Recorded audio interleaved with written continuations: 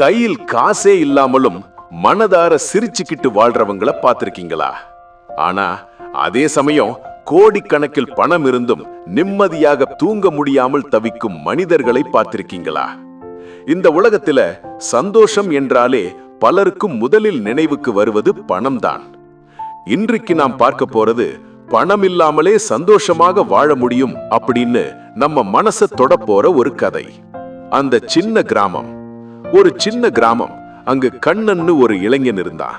அவனுக்கு பெரிய சம்பளம் கிடையாது, ஆடம்பரமான வாழ்க்கை கிடையாது. ஆனா அவன் முகத்துல எப்பவும் ஒரு அமைதி இருக்கும், ஒரு அழகான புன்னகை இருக்கும். ஒரு நாள் அவனோட பள்ளி நண்பன் முருகன் நகரத்துல இருந்து அவனை பார்க்க வந்தான். முருகன் பெரிய வேலையில இருக்கான், நல்ல சம்பளம், கார், பங்களான்னு எல்லாமே இருக்கு.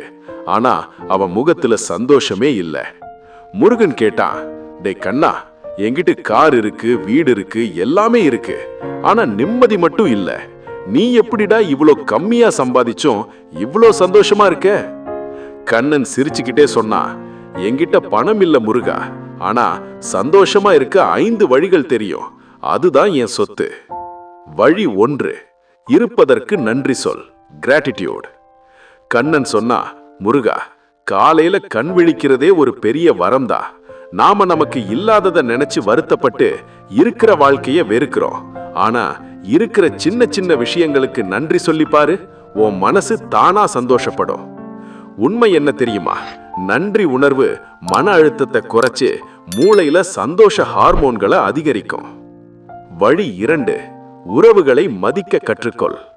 அப்படியே கண்ணன் வீட்டுக்குள்ள கூட்டிட்டு போனா. அவ அம்மா ஒரு சின்ன தட்டுல அன்போட சாப்பாடு பரிமாறினாங்க. கண்ணன் சொன்னா, இந்த அன்பு கோடி ரூபாய் கொடுத்தா கிடைக்குமா?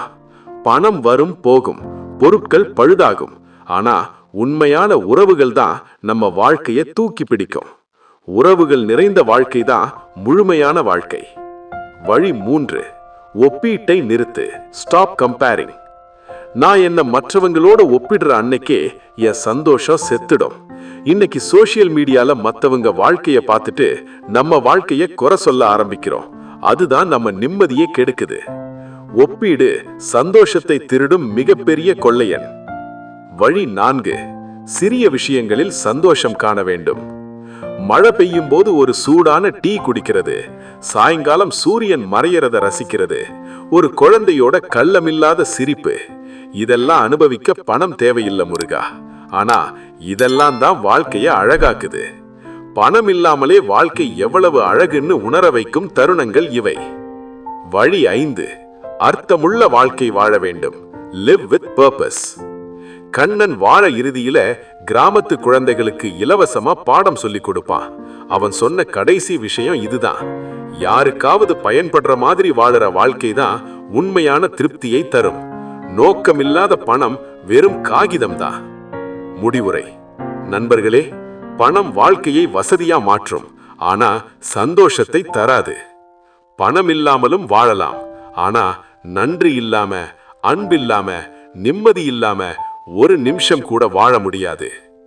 இறுதி சிந்தனை: உங்க வாழ்க்கைய பணம் தீர்மானிக்க வேண்டாம், உங்க மனநிலை தான் உங்க வாழ்க்கைய தீர்மானிக்கட்டும்.